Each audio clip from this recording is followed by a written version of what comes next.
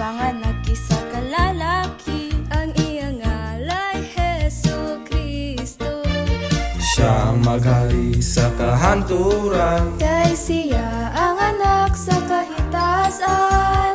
O karon kita magpinasay luay, O kita maginugmaay, magalay, magalay, magalay, kita sa atong Ginoo. Atong kantahan, si Jesus karon kay natawo. Atong salamatan, kay siya'y nagsakripisyo. Atong simahon, kay natawo natong Ginoo.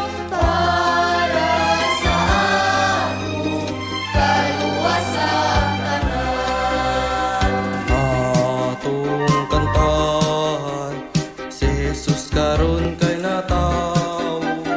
Atong salamatan, kay siya'y nagsakripisyo.